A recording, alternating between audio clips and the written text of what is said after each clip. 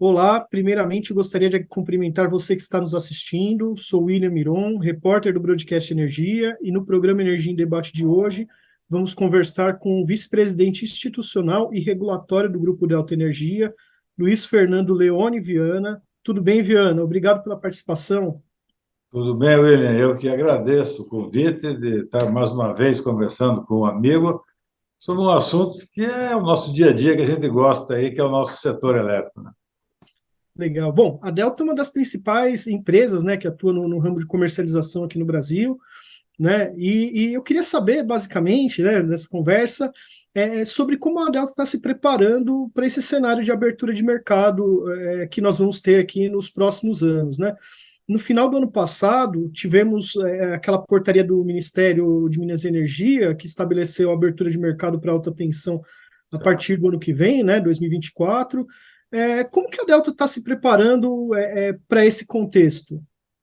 A Delta foi uma das primeiras comercializadoras a atuar no mercado, né? O ano passado nós completamos 21 anos, em dezembro. Então, nós já estamos aí nessa área de comercialização há algum tempo. Agora, essa preparação nossa tem muito a ver com o que vai acontecer, né? Nós temos hoje um mercado livre de 30 mil consumidores e nós vamos partir para o mercado de mais 106 mil, né? Potenciais, lógico. Estamos falando de um aumento de 350% a partir de 1º de janeiro de 2024, evidentemente, de uma forma escalonada, né? Não é no dia primeiro que todos vão migrar para o mercado livre. A Delta vem se preparando há algum tempo, eu acredito que é uma das comercializadoras que mais cedo começou essa preparação, e nós estamos atuando em duas vertentes que a gente acredita são as principais vertentes para o mercado livre.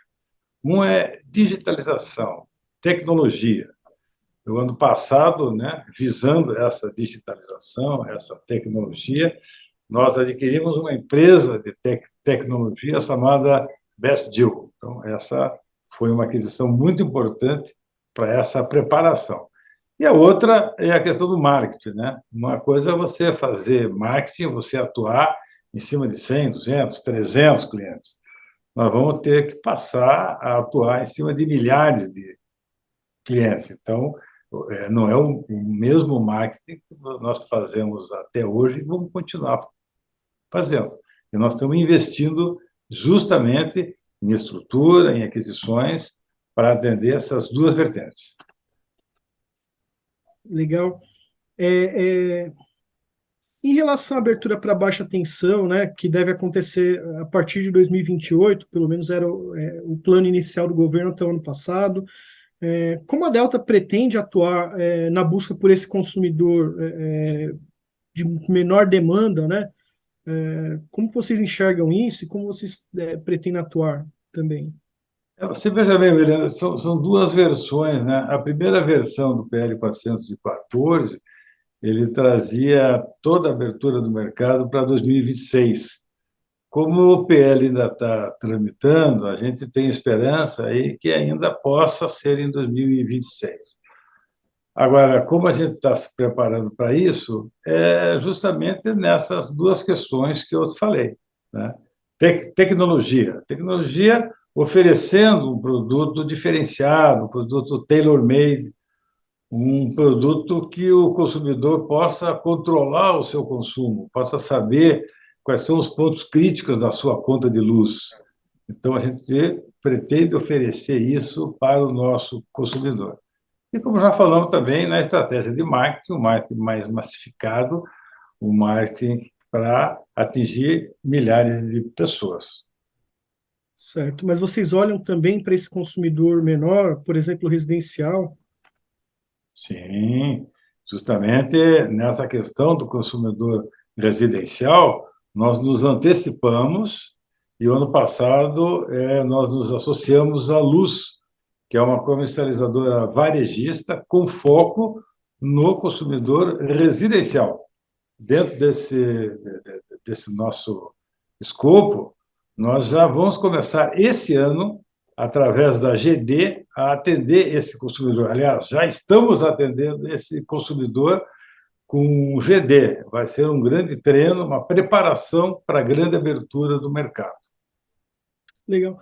Bom, a gente tem visto, por exemplo, que algumas comercializadoras têm se movimentado, por exemplo, buscando modelos de parcerias, às vezes a oferta de energia white label, né? Vocês têm visto coisas assim também? Vocês pretendem trazer alguma coisa nesse sentido?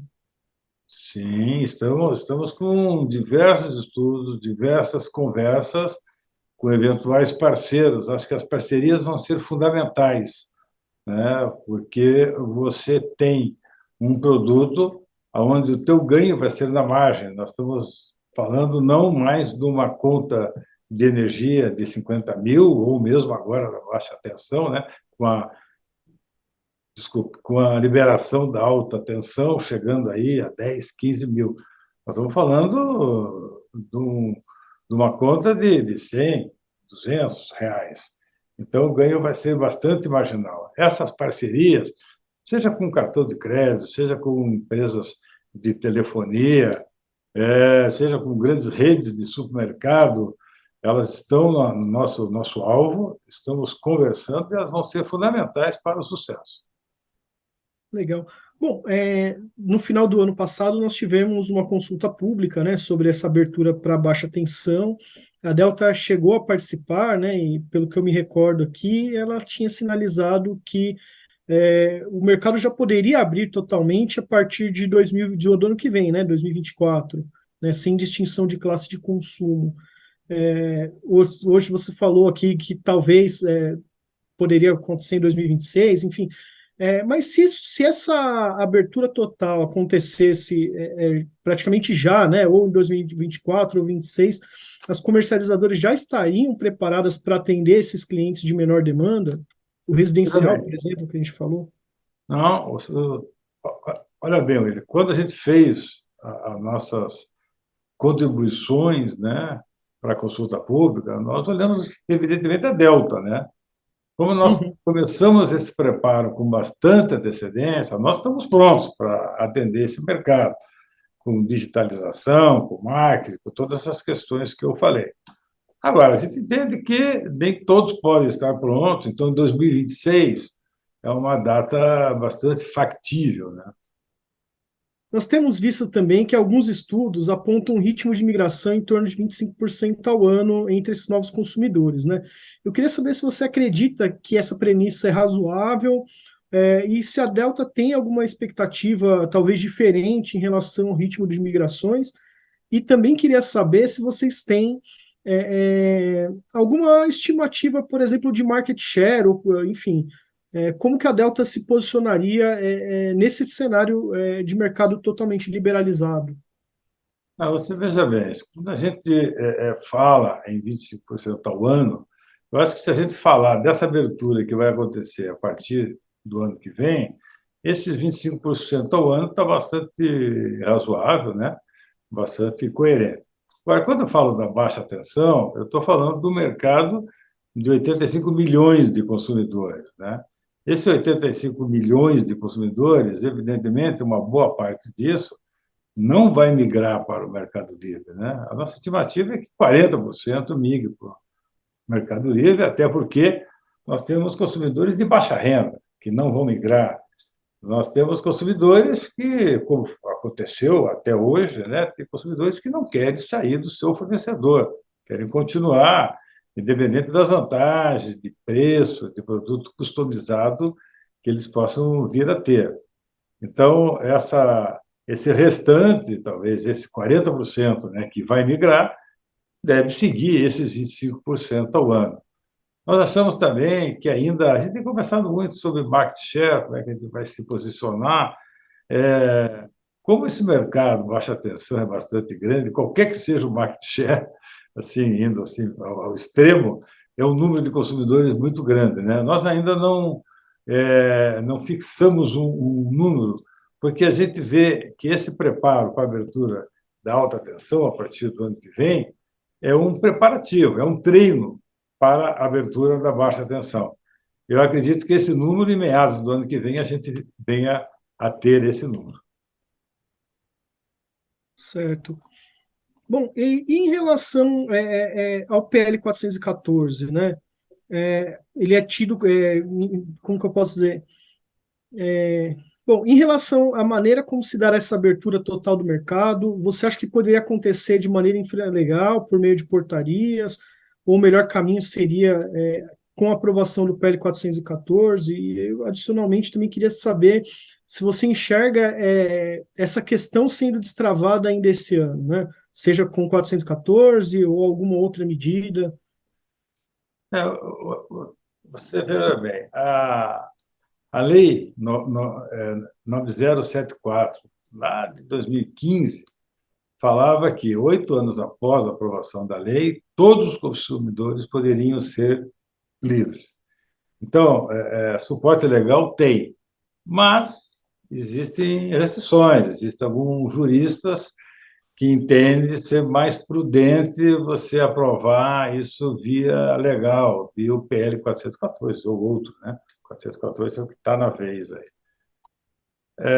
Eu participei, né, de uma posse, né, de diretoria lá na ANEEL, estava o ministro Saxida, já após eleições, ele falou: olha, se nós tivéssemos ganho as eleições, o mercado já estaria aberto. Ele estava disposto a fazer por meio infralegal, assim como fez a abertura da alta tensão. Pelo que nós temos ouvido, né, e acompanhamos da equipe de transição, pelas declarações do coordenador dessa equipe, que foi o Dr. Maurício Tomosquim, a preferência vai ser via legal. O doutor Maurício Tomosquim, ele tem se colocado, né, favorável à abertura de mercado. Evidentemente, ele quis conhecer, a essa altura já conhece, né, o que diz o PL 414, e entendemos que ele vai andar esse ano. Nós temos uma pessoa muito experiente como relator, né, que é o ex-ministro Fernando Coelho. Ele, inclusive, né, quando era ministro, foi ele que abriu a consulta pública 33, que é o suporte, é a base técnica, a base de todo o PL 414. Então, nós entendemos que ele vai ser aprovado, sim, né? Porque não há nenhuma restrição. Se você pegar o relatório da transição específico do Ministério de Minas e Energia, não há nenhum questionamento quanto à abertura de mercado. Agora, ele vai ter alterações, né? Esse é um PL que nasceu, até sob o número 232, nasceu no Senado, e ele foi aprovado no Senado e foi para a Câmara. Se tiver qualquer alteração, e vai ter, com relação ao que foi aprovado no Senado, ele volta para a Câmara. Nós entendemos que esse ciclo de aprovação deve ser concluído no primeiro semestre de 2023. Certo. E eu tenho ainda mais uma última pergunta, se me permite. Nós temos uma série de outras questões, né, a serem resolvidas, né, para que a gente chegue nesse caminho da liberalização, né? Tem diversas discussões sobre supridor de última instância, né, enfim. Eu queria saber quais são esses pontos, né, que a gente tem que percorrer, como que você acredita, agregador de medição, enfim, quais seriam os pontos que ainda precisam ser tratados para que a gente chegue nesse caminho da abertura total do mercado, de maneira segura, né, que eu acho que é o que todo mundo quer. A tua pergunta é muito importante, porque você tem todos esses pontos. Você tem a questão, além dessa que você colocou, dos contratos legados também, né, que precisa de uma solução. Aliás, esses pontos, fala-se que é um dos motivos que precisaria fazer por lei, até porque você não pode criar encargo por portaria. Para criar encargo, e fala-se Uhum. no encargo de transição, para fazer frente aos contratos legados, tem que ser criado por lei. No caso da alta tensão, não, né, porque não há interferência dos contratos legados, segundo estudos que estão aí da própria Timos. Mas, no geral, o que nós entendemos é que nós temos que ter o cronograma. Nós entendemos também que o PL 414 deve ter uma estrutura bastante simples e que nessa estrutura ela dê poderes para o Ministério, para a ANEEL, para fazer o detalhamento necessário. Porque se a gente quiser colocar tudo na lei, ela vai ficar bastante complicada. Então, o doutor Maurício também entende assim, também conversamos com ele sobre esse assunto. Ele deve ter uma estrutura, o PL deve ter uma estrutura bastante simples, com as delegações necessárias. E deve ter um cronograma. Porque, como eu falei lá no início da nossa conversa, em 2003 nós poderíamos estar com o mercado aberto.